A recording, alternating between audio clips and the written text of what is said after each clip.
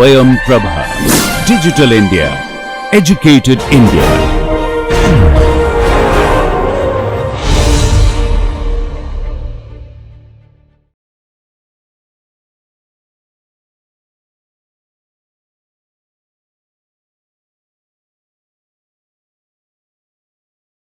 So today we'll start with evolutionary multi-criteria optimization, where we're going to use the evolutionary optimization which we talked about before and use it to modify it to solve multi-criteria problem.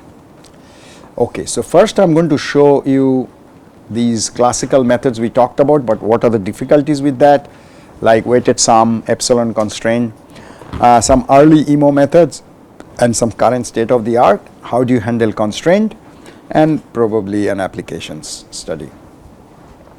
Okay, so first thing is this definition of domination, which we already talked about, right? But domination word, this word domination, let me see if this, yeah, this domination is coined by the evolutionary people, so it is not there in the classical sense, but it's basically same as x1 dominates x2 means x1 is better than x2. Okay. So if this is the two things that you have to satisfy in order to say x1 dominates x2. So x1 cannot be worse than x2 in all objectives. They can be equal. In some objectives x1 has the same function value as x2, but x1 cannot be worse. So and then x1 has to be strictly better than x2 in at least one objective. So if we take for example solution 1 and solution 2, and let's say I'm maximizing f1 and minimizing f2. So if I'm thinking is x1 better than x2, okay, so let's see, 1 has a better function value because I'm trying to maximize than 2, right? 1 also has a better value than 2 in f2 because I'm minimizing f2. So 1 is better than 2 in all objectives. That satisfies the first condition, that x1 is not worse than x2, and x1 is strictly better than x2 in both objectives. So it also satisfies both this second condition. So that means 1 is better than 2. So we say that 1 dominates 2. Let's try another one. How about 3 and 5? Does 3 dominates 5? Okay, let's look at that. 3 has a smaller value than 5. That's enough to say that 3 cannot dominate 5, because this violates this condition, that 3 has to be better, no worse than 5, but we see that 3 is worse than 5 in f1. So that doesn't satisfy this, means 3 cannot dominate 5. You can stop checking anything further. So that may mean, does this imply that x5 dominates x3? Let's check that. So x5 has a better value than x3 in f1 because I am maximizing, x5 has a higher value, but x5 has a higher value than x3 in f2, but I am minimizing f2. So f2, f3 is better. So this is also not true. This is also not true. So in multi-objective this can happen, that A is not better than 2 and A is not better than B and B is also not better than A. So what are they? They are equivalent, and they are called non-inferior to each other. They are not inferior to each other. They put in the same class. They belong to the same class. Okay. So if you look at these 6 members if you have in your population, and if you want to identify which points are we call non-dominated. I think we have the next slide here. Let me see. Yeah. So out of these 6 points, if you want to find which points out of the P, if this is the set P, we are saying which points are non-dominated. That means in that set no other point dominates. So how do you find it? So if you have the population, let's say 1, 2, 3, 4, 5, you check 1 with 2 first. Does 2 dominates 1? We've just seen that 1 dominates 2, but 2 doesn't dominate 1. You see, 2 has a value, worse value than 1 because I'm maximizing. So 2 cannot dominate 1. So 2 doesn't dominate 1. Next move to the third one. Does 3 dominates 1? Let's check that. 3 has a better value than 1 in f1. 3 has a better value than 1 in f2. So 3 dominates 1, right? So because 3 dominates 1, I don't have to check with 4 and 5 whether 4 dominates 1 or, as long as one of the members dominate another, that member cannot be part of the non-dominated set. So this cannot be part of the non-dominated set. Now let's move to 2. I've already said 1 dominates 2, so 2 cannot be part of the non-dominated set. Let's do 3. Is there anybody dominating 3? Now when you are maximizing F1, minimizing F2, there should not be any point in the fourth quadrant. When you are minimizing both, then there should not be any on the third quadrant. But here, if there is any point here, that has a better value of F1 and a better value on F2, so that's better than 3. So because 3 doesn't have anybody here, nobody dominates 3 in this population. So 3 is a member of the non-dominated set. So if I have a non-ND set, I already got 3. Let's move to 4. So in order for 4 to be in the member of that set, there should not be anybody in the fourth quadrant of 4. Is there anybody? Yes, I see 3 and 5. So 4 cannot be.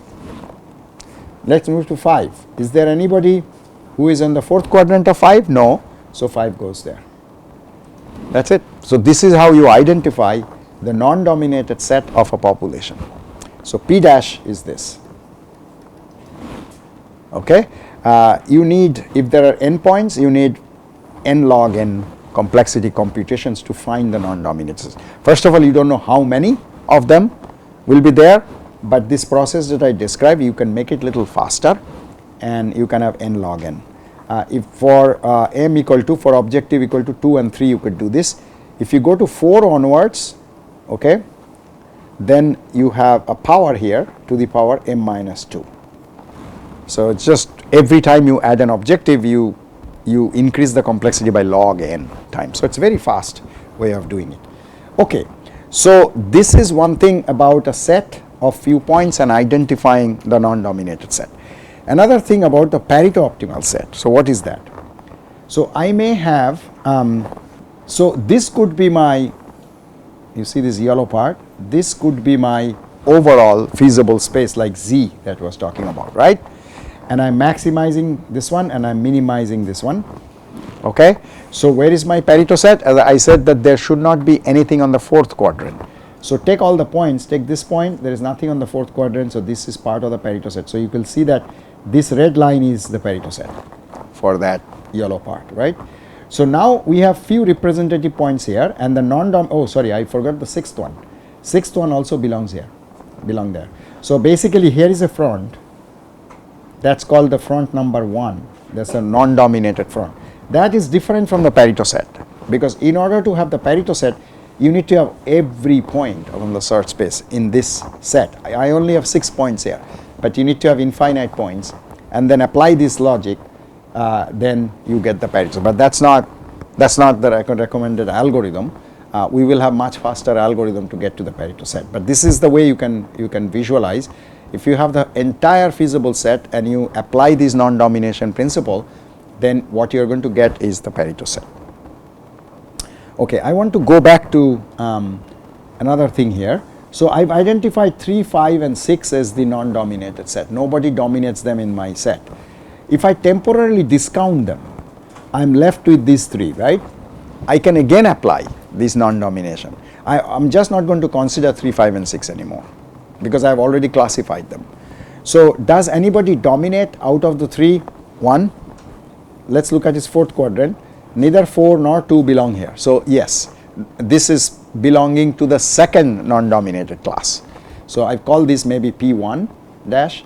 If I do P2 dash, now I am finding that first one belongs there. How about second one? I do a fourth quadrant, I see 1 and 4 belonging there. Any one would be enough. So 2 cannot belong here. How about 4? Yeah, 3, 5 belongs, but then I am not considering it, right? So between 1, 2 and 4, 3 doesn't, nobody is here. So 4 is also part of it. So this is called the non-domination of class 2. This is non-domination of class 1. And then the third one, here is just one left, so it will be 2. So in some sense, 3, 5 and 6 are the best solutions of my population. This little population I have, 3, 5 and 6 are the best. Next best are 1 and 4. and the worst is second. And you see, if you line up this way, you can call them as front, okay, and this is the front. You now see that if you emphasize 3, 5 and 6 in your GA more than you do 1 and 4, more than you do 2, then you are setting up a direction for the algorithm to move towards the Pareto set. So this is the first step of thinking of an algorithm, that what you should do so that you get towards the Pareto set. So one thing is getting towards the Pareto set from the search, the other thing is maintaining a diversity, right? I cannot just converge everything here, then I have not found the most part of the front. So I also need to maintain diversity. So we'll have to talk about all those. But before I go to an algorithm, let's see, let's 4 scenarios when I have 2 objectives. Let's say I'm minimizing F1, minimizing F2, okay, both are being minimized, and here is my Z, here is my feasible objective space. Again, remember that I have a variable space here, x1, x2, x3, and there is a space here, every point is mapped here, and this is how it looks like. Remember that cantilever beam I showed you, right? There is a variable space and there is a objective space. This is the objective space. Every time I have F1, F2 means it's an objective space. But there is a implied variable space from where I am getting these blue points, right? And these are all feasible points for the variable space coming here. Okay. There can be holes also inside, but let's say we take a simple situation here. Now when I am minimizing F1, F2, what did we discuss? Every point will be Pareto optimal if there is nothing on its third quadrant. So this red line will become the Pareto set.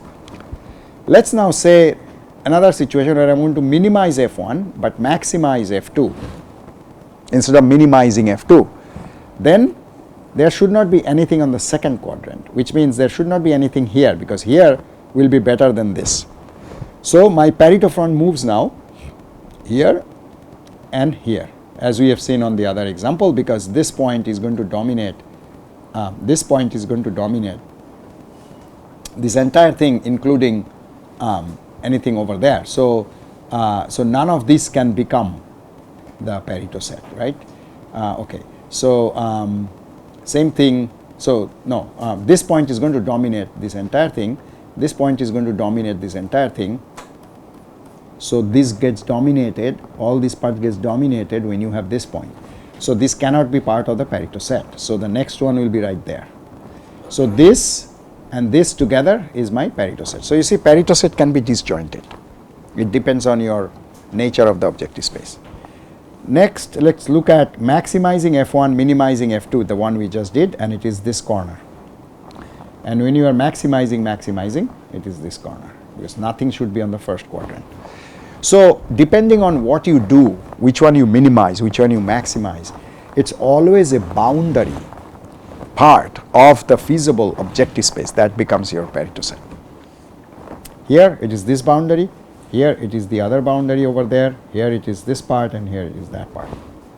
Okay? Not necessarily every part of the boundary has to be Pareto set of some combinations. For example, this part will never be Pareto set for no matter what you optimize, what you minimize, what you maximize. But the opposite is always true. This point inside can never be a Pareto solution. Okay, it always have to be boundary. Okay, clear? You can extend this to higher dimensions. Like if you have a 3 objective problem, then I can imagine there is another axis projecting out of the plane here, and now instead of a planar Z, you have a solid Z, and now you have surfaces, and then some patch of the surface will become your Pareto set. It's hard to imagine, but that's what happens for higher dimension. I actually mentioned this already to you. Now we get to this ideal multi-objective optimization process, which is using evolutionary method. You have the original problem that we discussed. Now here you don't ask for W's, all the weights, how do I scalarize, how do I have epsilons, never ask. You just take the problem, apply a method. This is the EMO methods that we'll be talking about today. You are supposed to get a nicely distributed set of Pareto solutions, as you see here, okay, without any bias. So you start from one end, go to the other end with uniformly distributed set of points. That's our goal. Once you've done that, so this is the optimization step, right? Once you've done that, now you need to pick one from it, right? Now you need to sit with decision makers then and get their preferences and then pick one solution from it. This is how all the auto industries and the consumer goods industries like kitchen appliances you find in a departmental store, lots of varieties, some that's costly, some that's less costly but have different functionalities. So they have done it for us, they have designed these Pareto solutions and kept it on display. As a user, decision maker, this is what we are, decision maker, we go and look at our pocket and look at our need and then pick one up, right? Maybe our friends help us choose one. So oftentimes these are group decision making that you do even in industries and pick one up. So since you will be picking one up at the end, this question always comes, why do I have to find all of these solutions? Because it looks like it's a waste of computational effort to find all of these points and eventually pick one. Okay? But I want you to understand it in a different way, in many different ways. First is, imagine you don't know, so in that case you don't know these points, right? Your goal is to go and pick one solution, and I could do a weighted sum, I could do epsilon, and you don't see this line. It could be this point, it could be that point, any point there, and you have no idea what other alternate solutions there could have been, as if the automakers have all produced one single car. Like before 1983 we used to have only Ambassadors and few other, right? You had not much choice, but after that when the market opened, a lot of foreign cars makers have come, and now we have a lot of options. Sometimes it's not good when you have a lot of options, but to a lot of people that's good, that because you can now choose whichever, it's more flexible. So here you can actually see all these trade-offs that we are talking about. Like if I am choosing this, and these are two neighboring points, so how much I am sacrificing on F1 and how much I am gaining on another. So this kind of things I could do. Like so this could be cost, this could be something else. So I can actually compare how much more money I have to spend if I go for that car, not this car. And then how much safety, how much other things I am gaining by paying that extra amount. Is it worth it? So all these we can analyze in our mind, okay? And then decide which one is best for me. If you give me one solution and no other alternate solutions, I have nothing to compare against. So either I take it or leave it. So I think to human mind, this idea of a computer giving one solution and whether you take it or leave it approach is all gone, long time ago gone. We as a human like to have alternate solutions and let us be the decision makers. So humans are back into the loop with this kind of a concept. This one resonates very well with industries. I'm talking to lots of industries. They come to me because of these aspects of multi-objective optimization, that we are giving them not one solution but a handful of solutions. Again, I'm not giving them 50 solutions. That will be too much for them. In fact, recently we did a study with some behavioral science people from Finland where about 50 students we hired, and we put them with these EEGs and all that, and their heart rate and everything, their eye tracking, and we give them a lot of experiments to do. So we sit them like about 2 hours with a gap in between, and they look at various things with 2 objectives, with 5 objectives, all the way we went up to 10 objectives. And we note down what are they doing, how much time, response time they have when I have 2 things for them to decide versus 4 things in one package to decide. That means they have to look at, they have to compare one here with one other there. Obviously, as the number of items go up, the time goes up, but we also look at their eye movement. Are they comparing, or are they looking at one thing? Are they focused on one thing? A very interesting result came out. So what happens is, as you increase the number of objectives, okay, the time complex, we are basically, all these metrics we are defining something what is known as mental burden of decision making increases like this. When it's about 6, it stabilizes. Slight improve, but kind of stabilizes. What happens there? So this was very interesting to us, that what happens when you have 1 to 2 to 3 to 4 to 6 and we went up to 10, right? Somewhere there is a kink. It so happens that this is when you have 5 or 6 things to look at simultaneously, it's so much burden on human, we look for shortcuts. So the experiment was done is we give them movie tickets and in one packet a 6-pack of Coke can, some subscription to Amazon or various things, we have a package, okay, and then another package which are different. There can be some things common, and then we do it 2 objects here, 2 items and 2 items, very easy they could do. 3 items, and that's how it increases, right? When you have 6 or more items, they are actually looking for their favorite things, okay. If they find it, they don't look at any other thing, okay. So that's called heuristics in that literature, shortcuts to me, okay.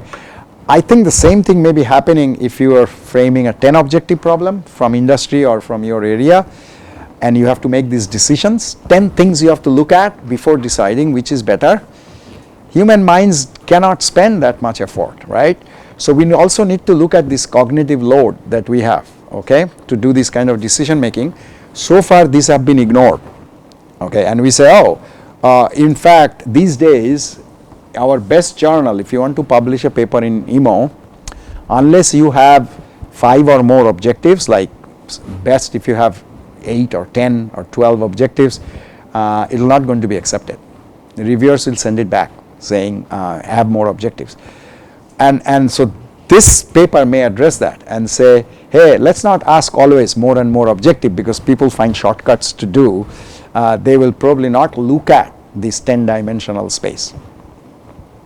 But more and more such studies are needed to really confirm this, also from practice, that one paradigm is until about 5 or 6 objectives that human mind can handle.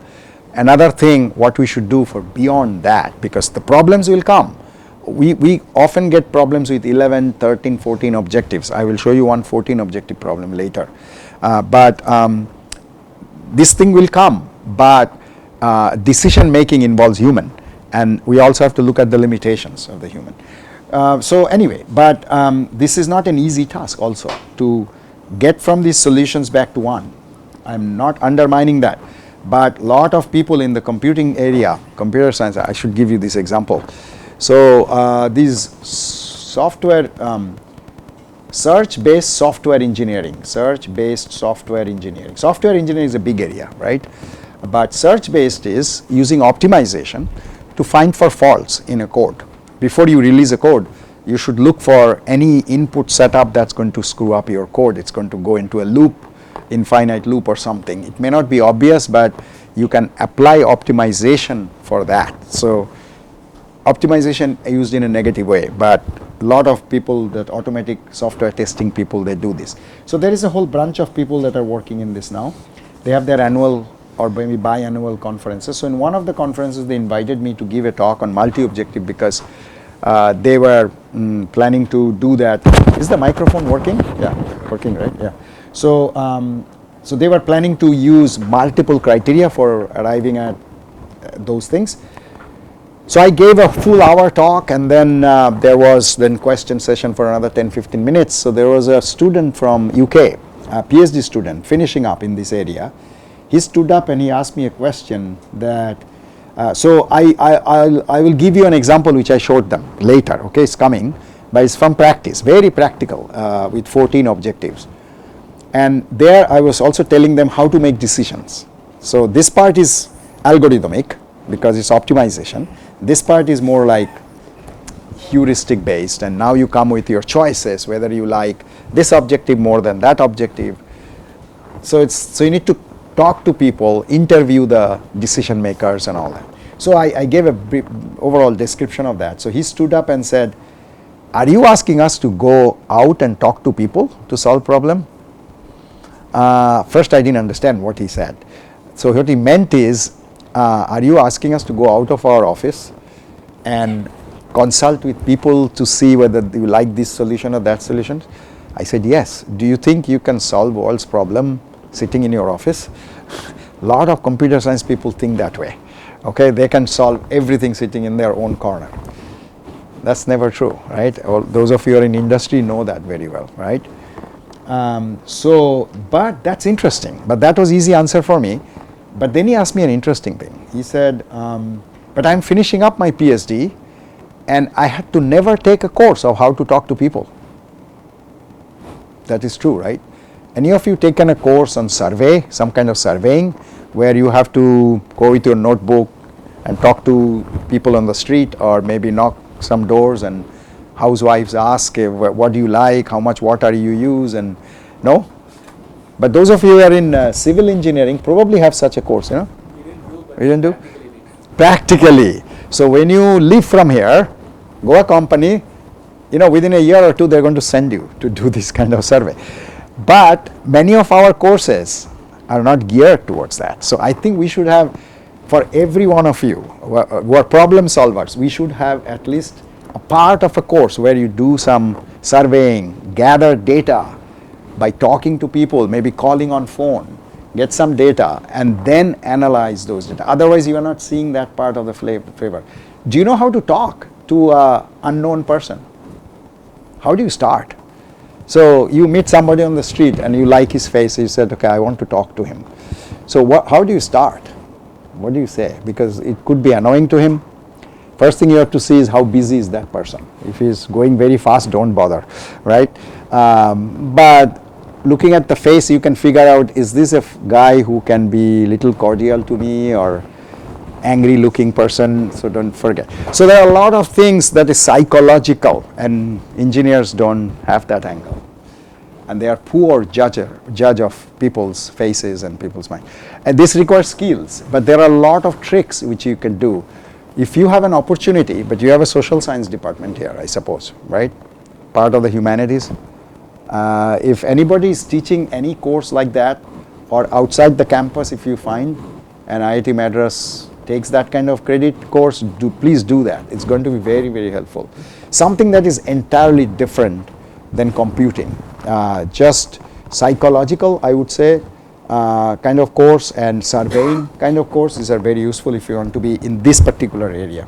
I have learned it little bit by working with people, but I also didn't have an opportunity to take such a course. But this will be a kind of much fuller education that you are going to get, not just computing, engineering techniques, but also the human aspect of it. Talking to people like, so my wife, for example, teaches a course like that, communication skills. It's very, very popular in MSU. Okay, she takes only 25 people. The first day it gets filled. Okay, she does a lot of elevator speeches. So you are stuck in an elevator with someone. It's very odd to just stand still and not talk. Okay, here of course it's the culture. You don't unnecessarily talk to strangers, right? That's what our parents taught us. But in US, Europe, Europe also a little bit like this, but US is not that. Even if you are crossing someone you never met on the street, you just say, how do you like the weather today? Or something odd, something just to have a conversation. If you are not saying that, you are rude. So when I came back from US and joined IIT Kanpur, I had that habit of saying something to passing by people. My colleagues, so they always put their heads down and walking, and I say, how are you today? He looks at me, he stops, and he says, I'm fine, but why are you asking? You know, all kinds of things. And I said, wow, I just said hello. And then from there on I stop saying. So, you know, it's a cultural thing, but I think it's not bad, just to be a little human, show the human side of it, right? That's what I mean. And you can start here, right? Today afternoon, tomorrow morning, if you meet one of the persons here and they say hello. Okay, it doesn't take much, right? But that's a good start. So these things, when you go from here to there, it requires all that kind of skill. You are in a group working with your boss, maybe your subordinate, and it's a group is basically comes with lots of different diversity. How do you start a communication? Because you always have to impress your boss, right? And then you also have to be a little authoritative to the persons below you.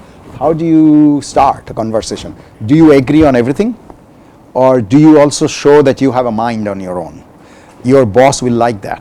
But sometimes we think, no, we should always agree with our bosses, right? Otherwise we are rude to our bosses.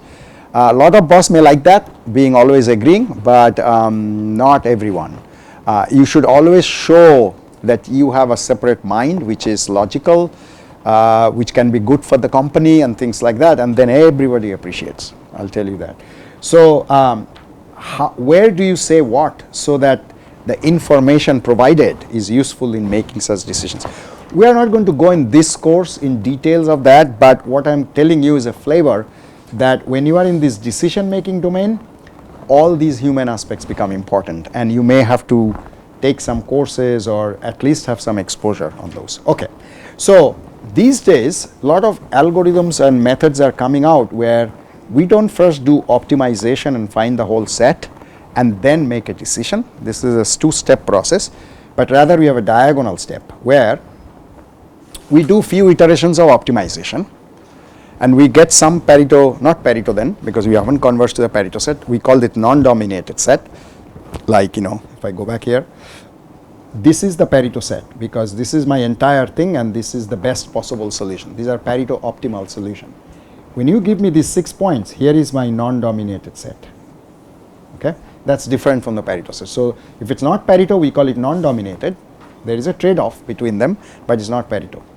Okay, so so you get this non-dominated set, you pick 2-3 points, go to the decision makers and say, so far I've got this. Can you tell me something about which one you like, which one you don't like? Based on that information, you do some calculation. I'm going to show you one that we've done, and then you come up with some kind of heuristics of what they like, what they don't like, and put that part of heuristics back into your algorithm. So now if this was your Pareto set, and let's say you got these few points here, and they told you they like this one more than any other, and maybe next one is this. So you got some idea that maybe I need to go this way. My Pareto set will be kind of like this. So these are dominated. So use that kind of information, and next time you find only here. Next time you find only here. Like this, you are going to converge to only a part of the Pareto set, not the entire Pareto set. Because the decision makers have driven you that way, have told you what they like, what they don't like. So you may have to go in few sittings like this. Eventually when you come and converge to the Pareto set, it's only a part.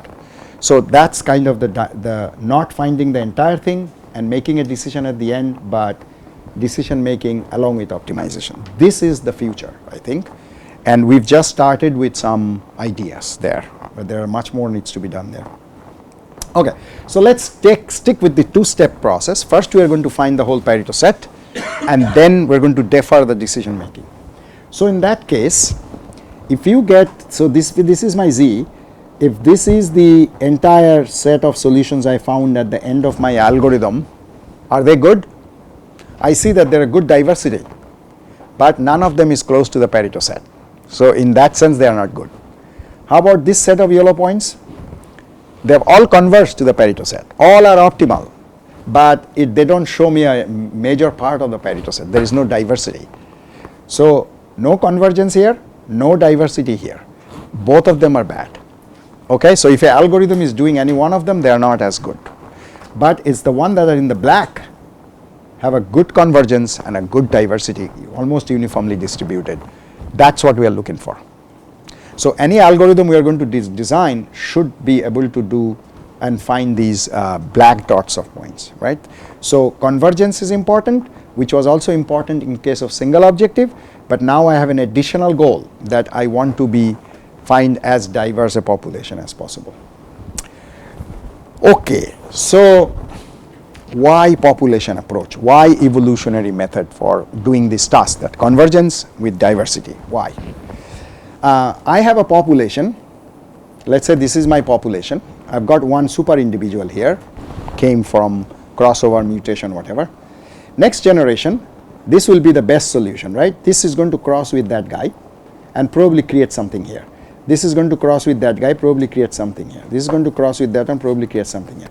So suddenly this solution can bring things that way in a parallel manner. Okay, so that kind of implicit parallelism that our methods have is kind of helps getting to the Pareto set much faster. And I'm going to show you now how evolutionary methods can find multiple solutions simultaneously, because that's an important part of getting to the multi-objective. Okay. But before I do that, I think I'm showing you some results with NSGA2 here. This is one problem where there is a non-convex Pareto front. So weighted sum will only find the two extremes, nothing in between. Okay, but our method is able to find this. This was the result that found by epsilon constraint, a little better version of that called normal constraint method, NCM. So this is with NCM. This method, you see, it found some weak, but our method doesn't find the weak. Here is another problem where there is a global Pareto front here, but the NCM got stuck at the local, but our method can find the global. This is another one with three objectives. NCM got stuck. This was the Pareto set surface, but it got stuck here, as you see, after 100,000 evaluations, but our method goes and converges there. There are some weak spots which we're going to fix. I'm going to show you some fixing of those later. Okay, so this is some evidence that a simple GA code without any parameter update or anything can solve various kinds of problems. Okay, so if you think of these two goals that I've talked about, what is there needs to be changed. This is the GA loop that I showed you. Initialization, counter, initial counter to be 0. If termination condition not satisfied, you evaluate them. Assign fitness, selection, crossover, mutation, increment counter go into the loop. I showed you in a flowchart, showed you in a pseudocode. Now here is a flowchart. It's a similar thing. When you evaluate now with multi-objective, for every solution you have F1, F2, so on and so forth. It's not one F anymore. So how do you take that and assign one fitness? Because selection still needs to be done with one fitness, right? That is the important thing that we have to do in multi-objective.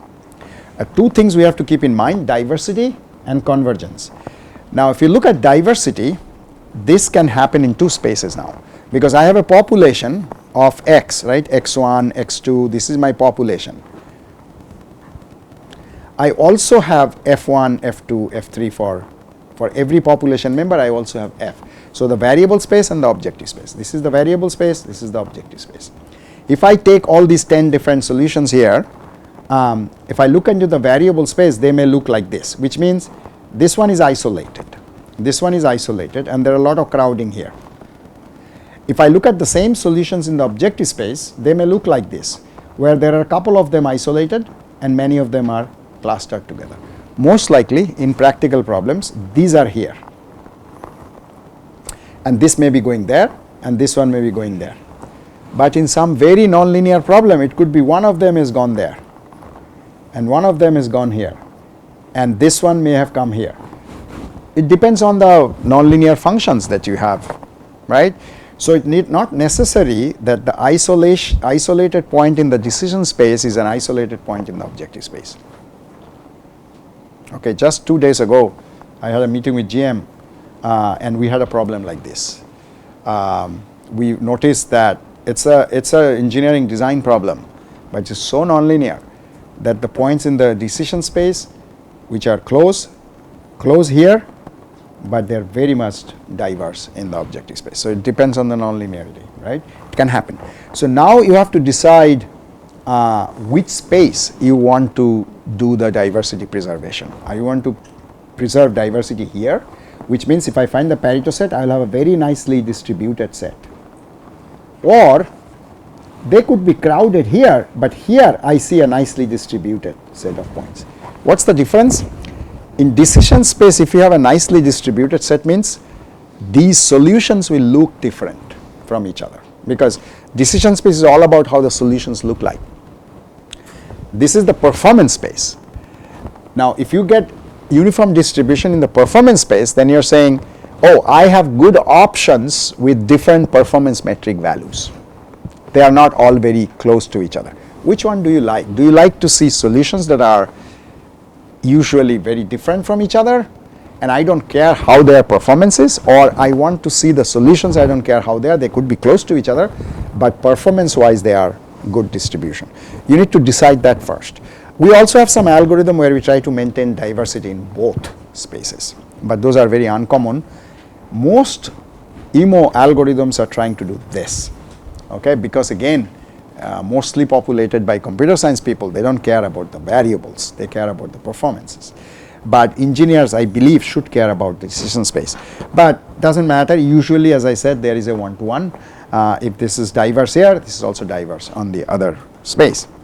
Okay, but you need to know that part. It's a kind of hodgepodge I'm doing here, but let's do. I probably had a purpose of why I'm doing this way.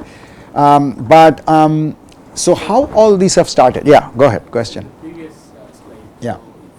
We need the decision space also. If they are close together, only the solution can be robust. Right? Robustness is completely different concept. Robustness means that if I perturb, so let's say this is my solution goes here, okay? Let's take a solution that goes to the Pareto set. So let's say this one comes here. When I evaluate, this comes here. This is one of the Pareto solution. If I take a simple small ball around it, that means neighboring points, I take 5, 10 points, evaluate them.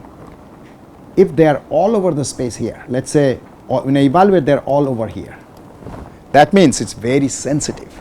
If you evaluate a neighboring point which is close to a current point or current optimal point, when you evaluate, they are all over. Their objective values are very, very different. Then it's called a non-robust solution. It's not robust.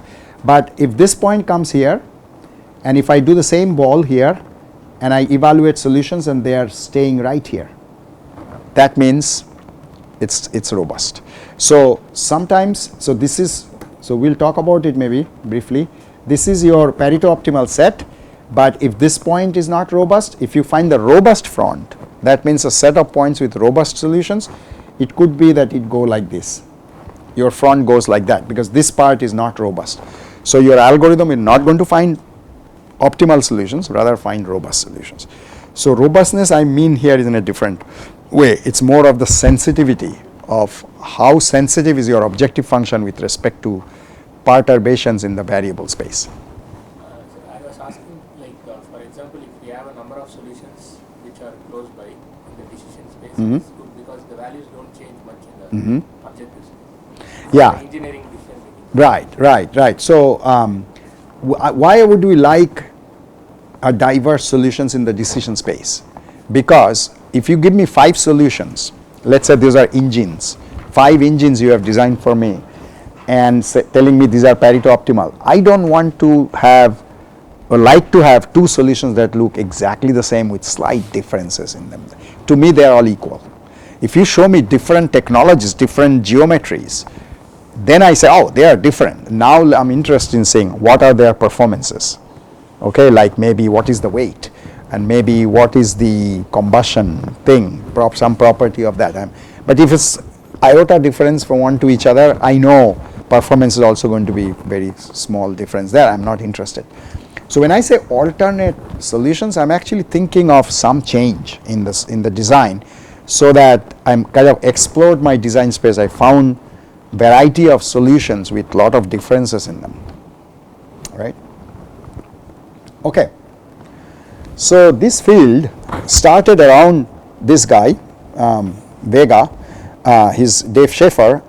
He suggested Vega in 1984, but his algorithm did not work. He did his complete PhD thesis, but you have to think of 1984. There are not many, no multi-objective algorithm using evolutionary was available. He was the first who thought maybe with the population concept we can find a Pareto set, but his algorithms ran, but they apparently have Pareto solutions, but then they all converge to 1 point or 2, 3 points. He tried few things, but he could not do this. Goldberg came in 1989 in his book, and he said he was missing, Dave Schaefer was missing one thing, which was the diversity preservation. Schaefer didn't realize that we need to do this. So Goldberg did that, and then these 3 groups of researchers, NSGA was developed by us at IIT Kanpur when I was there, and MOGA was this guy Carlos Fonseca. He was doing his PhD in UK, in Sheffield, and NPGA was Jay Forn with Goldberg. They developed NPGA, all based on Goldberg's ideas, okay? And all 3 of them worked. So you have to give a lot of credit to Goldberg saying, identifying what was missing in Dave Schaefer's work. So from then on, we established that we need to have convergence, we need to have diversity preservation. Lots of new algorithms came out, and you can see how it kind of went. These are all the early algorithms that you see. I'm only going to talk about, I think, probably even not that, but this is nobody is using this anymore. But this was the first algorithm we had. The reason why not people use any of these anymore is that all of them have some parameter. At least one parameter you have to set. Okay, so let me skip because this didn't work, but let me go to something very important which is common to most of this diversity preservation thing. So before 1989, when Goldberg suggested that we need to have diversity preservation, this work was already done by him and one of his master student called Richardson. They've already done that, called niching. What is niching? Let's talk about that. So let's say I have an objective function that looks like this. Okay, what is it? There are multiple global maxima. So there are these two solutions are giving me the same optima. There is another local one. Maybe they are equivalent, or maybe this is a slightly lower than that. So there are multiple optima, and we often see that. I showed you a function with 4 optima before, right? Now one thing is, if I apply optimization, point-based methods, I start with some point and it's going to climb up the hill and it's going to give me that with gradients and everything, then we'll get stuck. If I want another one, I have to start from a completely different place and maybe we find the other one, right? Now if your goal is to find any one of these local or global maxima or minima, then it's the usual thing we do, right? You can use any of these algorithms we talked about. But multimodal optimization is when I'm interested in finding multiple optima, local, global, simultaneously. In one run, I want to find multiple. You can say, okay, I'm going to split the run. I'm going to first find this, then find this, then find this in a systematic manner. And once you find this, there is a way you can squash the function so that this is no more of interest, and you could do all that. That's also multimodal optimization. But your ultimate goal is to find not one but multiple optimal solution. Does that make sense? So if you do that, if your goal is that, Goldberg and Richardson came up with this concept with the evolutionary method, the genetic algorithm, with this concept of niching. What is that? That says if I have a population of solutions, so these are x vectors, and I am solving that function, for every solution, okay, every individual, I will look into the whole population and find my neighboring solution who are close to me in x space. And then if it's exactly on me, if I have another solution exactly like me, so same x, then that solution has 100% share on me. If it is about 50% away from me, now we can define what is the 50% and all that, then it has 50% share on me. So like that. When it's more than sigma, then I have no effect on it. It's too much different from me. So as long as you are within sigma, and sigma is that parameter I was talking about, you have to set, then you have some effect on each other. This is exactly what goes on in natural niching process, where you have animals, humans, birds, amphibians are all co-surviving simply because we have shared the niche, which is shared the resources, which is like the land, for example, or the food that we eat. They are different. We kind of agreed that, okay, we are going to live here in cities and urban areas and rural areas. You live in water, you live in jungles. We don't go and interfere with you, right? And that is how all of us are co-surviving. Okay, as we more encroach into their domain, there's going to be only one species that's going to stay, right? But as long as we share it. So Goldberg's idea was that we first identify in my population who are similar, and they have to kind of share their fitnesses, and others that are similar, they have to share their own fitnesses. And he defined this sharing function. You could have different versions of it, but that's okay. The way it works is that this sharing function value you sum up for all your neighboring points. So you get an idea called niche count. It basically says how many individuals are around you in the population. You then divide your fitness by that number, you get a shared fitness value, and with that shared fitness value you apply selection. Now this idea of Goldberg and Richardson only works with one selection operator, that's called roulette wheel selection or proportionate selection, which I haven't talked about. So there are certain things that I have not talked about, but I'm just giving you here an overall idea. It only works with proportionate selection. So here's what happens. If I have these these 5 or 6 solutions in my population and I am solving a two-peak function. My goal is to find both peaks. You see, I get the x vector from the binary string. If I am doing a binary coded GA, I get the f values which are shown here. Now for every individual, let's say individual number 1, I find the niche count, which says about 3 individuals are around it. When you do the niche count, you see there are about 3 individuals around it. So 2.856. Number 2 also has about 3 individuals around it. Number 3 has only 1 individual. Where is number 3? Here. You see in the neighborhood there is nothing except itself, so only 1. And then 4, there is also 1. And then 5 and 6 almost have 3. So this kind of gives an idea of your size of your neighborhood. Then what you do, you divide this by these numbers, so you get these. Now you do proportionate selection with this as the fitness. Then what happens is, as like this one you see here, this is alone representing this peak. What is the shared fitness? 0.89. What about 6? 6 is 0.295. You see, this is the best, right?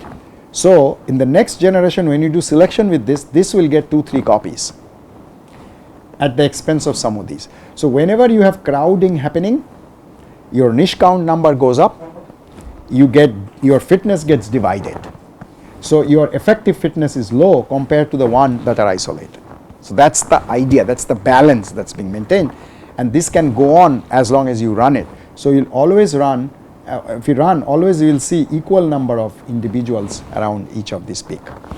So that's the idea of the sharing function. If you don't do sharing, you see all your population goes to the global peak in a 5-peak function like this, which I simulated. But if you do this sharing function, you see there are individuals in all peaks, and you can keep on running it. It's going to be there. Some of these bad ones come because they do crossover and produce some of these. So there is an idea of mating restrictions which will help you eliminate those. But that's the whole concept of niching. I show you here on a 2 variable function. You see there are 4 peaks, but this is the feasible region. When I implement this niching, you see the population. So these are the red ones. I think at some generation 10 or so and generation 50. I'm sorry, this is the initial population, these gray ones. Then they all enter the feasible region after a few generations. And then when you keep running for a while, you have subpopulation within your population. Some of them are here, some of them are here. You see how they are maintaining, and you can run it for 100 generations, 1,000 generations, they will still be the same. Okay, that's the power of niching. If you don't do niching, some of them will go to, all of them will go to one of the peaks. Which one I cannot tell you. It depends on some kind of they call drifting. So it depends on initial population. If you had more copies in one, there is a natural push that other populations go to that one. Okay, so NSGA I'm going to not talk about because this is no more used, but it has this parameter sigma that you have to set. But this was the first thing we did based on Goldberg's idea in 1995 with my master student Srinivas. Okay, the drawback of these methods is this sigma. Other drawback, or a parameter, other drawback is none of this had this called elite preservation. What does it mean? Elite preservation is when you are going generation T and going to generation T plus 1, we do selection, crossover, mutation and create T plus 1, right? If you are not ensuring that the best solution from the previous generation is always passed on, okay, then you may have a population at a generation which is not as good as the previous generation because you have not copied the good ones from the previous one, and that's not good, and that's called elite preservation if you're doing it. So some of the early algorithms we did not do that complication, okay, and we had some issues with that. So now the later generations, which I call generation 2 algorithms, we have this elite preservation, plus we try to take away any parameter that it has. Okay, so elite preservation becomes an additional goal along with convergence to the Pareto set and diversity maintenance. Okay, okay, and there are lots of algorithms so far, but these are, you see, dated already back quite a bit. I'm going to talk to you about maybe 1 or 2 here, NSGA2 and maybe SPA and PACE. Okay, so what is NSGA2, which is, you know, a lot of people are using these days.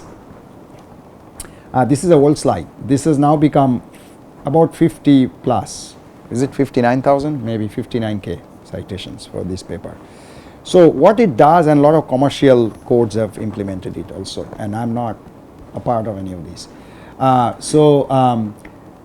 2 and 3 objective problem, you start from this inside region, randomly initialize, and the points will come and go to that patch of the Pareto set. I told you, like, it will always be a boundary part, and it represents that boundary very well. So that's the NSGA2, but let me show you a bit more detail. We have the parent population at generation T. You apply selection, crossover, mutation, you get QT, same size as PT. Now what you do, you combine them into one, call this RT. Do a non-dominated sorting. What is that? First find the non-dominated set. Remember the 3, 5 and 6? So that's here, 3, 5 and 6. Those are the best solution in this entire population. Then temporarily discount and do one more time, discard.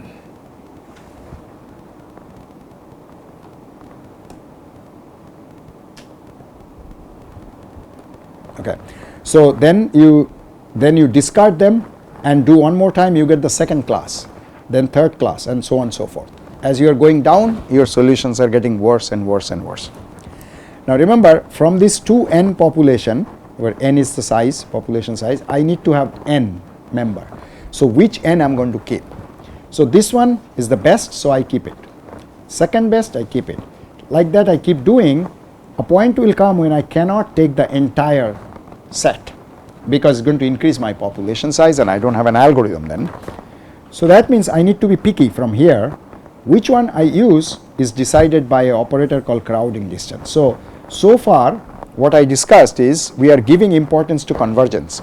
If you pick this F1, F2, you are basically preferring, the first set, then the second set you are preferring, right? So you are kind of saying that go this way towards the Pareto set. But we haven't done anything about diversity preservation. Here is the chance I have. So out of this I need to choose, let's say 2 or 3, then I decide which 2 or 3 I choose so that my diversity of them is maximum.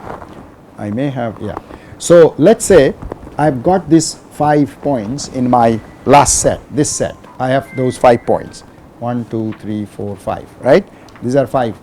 Which 5 I should, and let's say I have slot of 3. This one can only take 3, any 3 of these 5.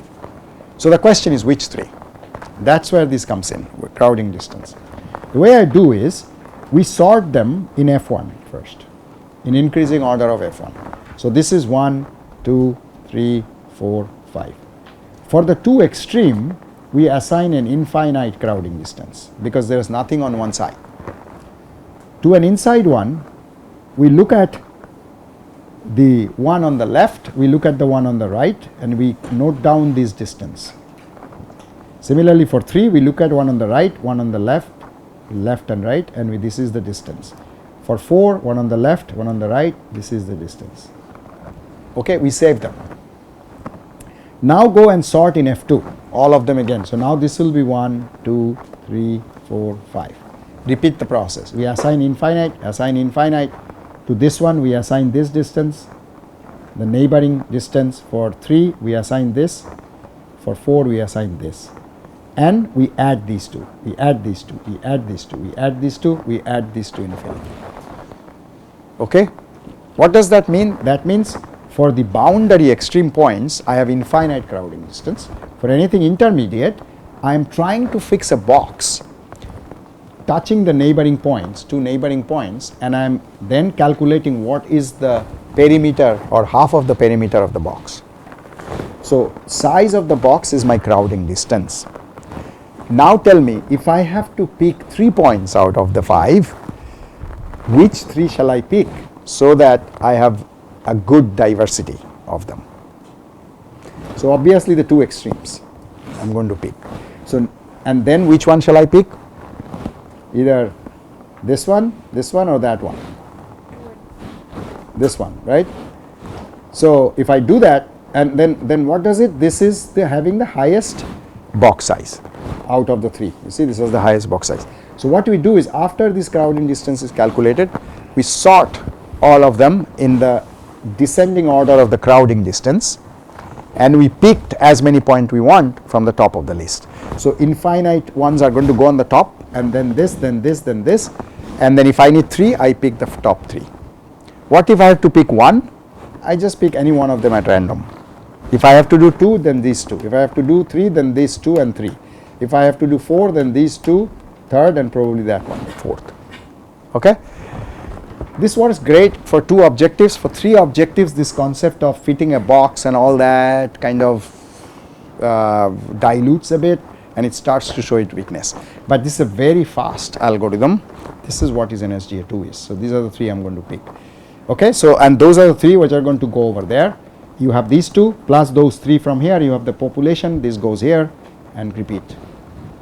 As simple as that. Is there a parameter? No parameter. Nothing we talked about, right? So it's a parameterless, other than population size, crossover, the standard single objective parameters that you need to have. Okay, so if I just go a bit more, because there is an exercise for you to do. Let's say all my parents are with boxes. So you see these numbers 1, 2, 3, 4, 5, 6. Those are my parents, and all the circles are my offspring. I have named them with A, B, C, D, E, F. Okay, and I'm putting all of them in the objective space here. So this is Z, and this blue region, and these are my objective space. So I ask you to do one iteration of NSGA2. What you are going to do?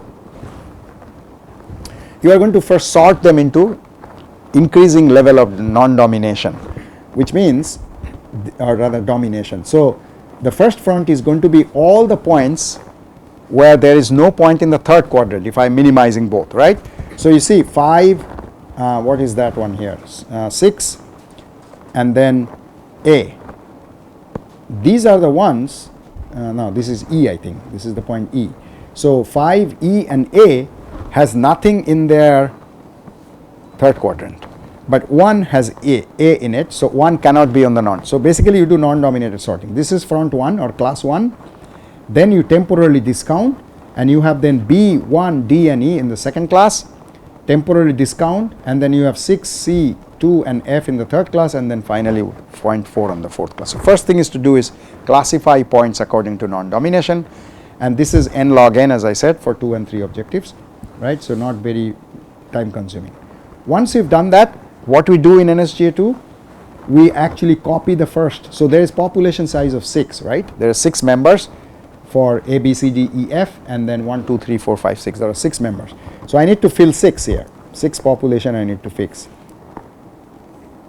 So first thing that goes is A, then E, then 5. So that's belong to the F1, and that goes straight. I still have 3 slots left. Now I go to the second front, okay, because the next best front. How many points I have?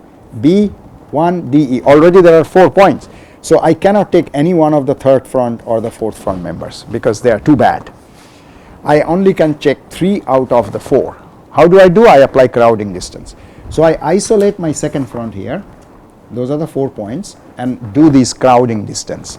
You see again, sorting along F1, this will be infinite, this will be infinite, and this one is this distance to neighboring, this one this distance, and then I do in the other. So these are the boxes.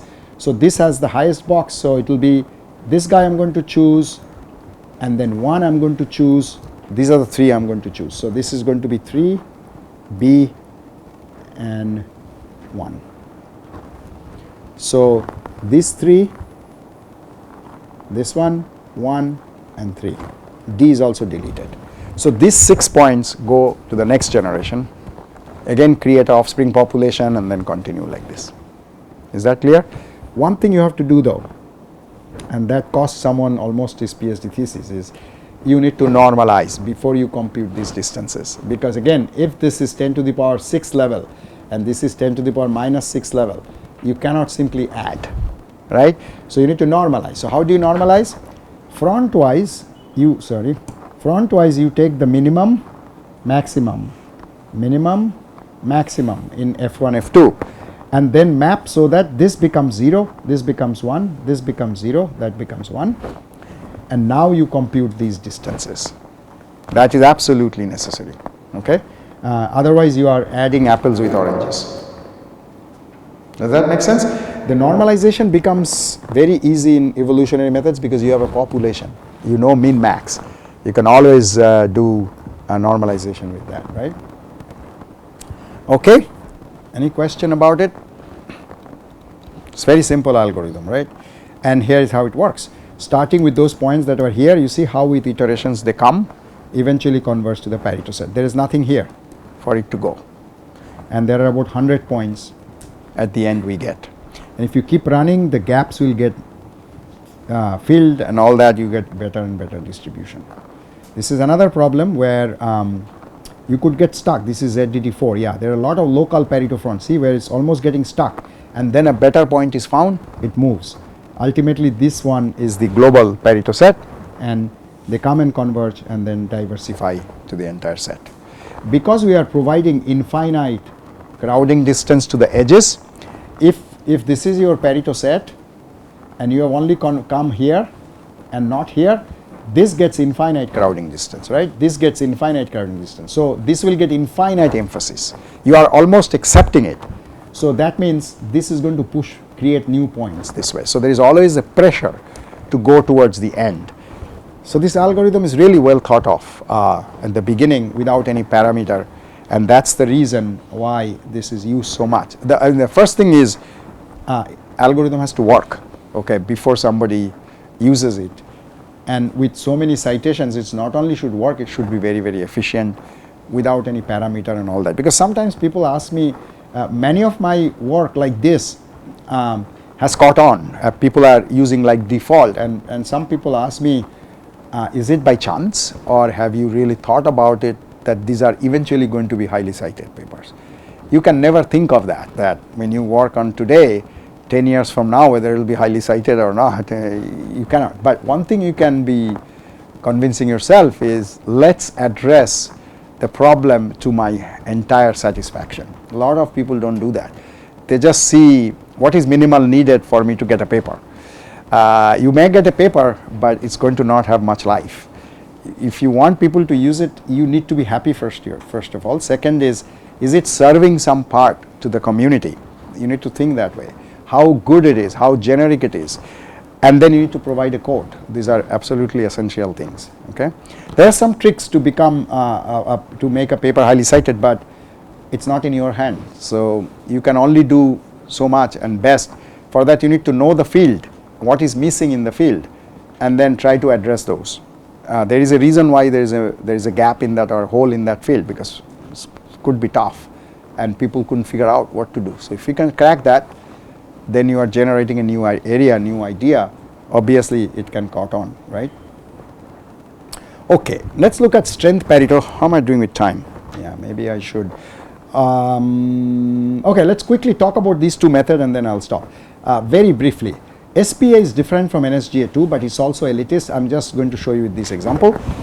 Here is a population like we have in NSGA2 also, but they have an external population with all the good solutions in it. Then what they do is they assign a fitness to the external population by looking at how many solutions each of these X in this population dominate, and then based on these strengths of each of these, they assign a fitness to this. And then there is a way to select some of these solutions they call clustering. So when you have those points, let's say there are 20 points you have created and you have slot for only 12, because 12 is your population size, you need to drop 8. Instead of doing crowding distance, what they do is they do a k-mean clustering, which means every one of them is first considered to be in one cluster, and then the two neighboring clusters are merged into one, another two neighboring may be merged into another, and like that. And every time you reduce one cluster at a time, when you hit 12 you stop, and then pick one representative point from every cluster. So that's how they reduce the number. So this is the diversity preservation, and here they do domination based on the convergence based on domination. So when both of them are there, you have an algorithm that works. So you can also think of some ways of combining the two. It's just that SPA2 is little complex. It takes a bit more time. Last one I'm going to talk before the break is PACE. This was done by Joshua Knowles and Dave Korn. They are using evolution strategy, which I briefly touched upon yesterday. It's a point by point method, but they keep a population.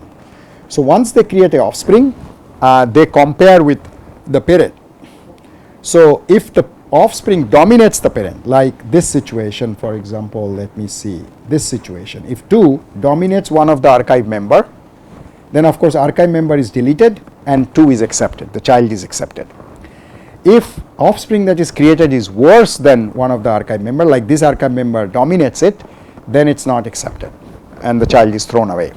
Most often what happens is this scenario. You have an offspring which is non-dominated to archive member. So this is neither dominating any of the archive member or doesn't get dominated by an archive member.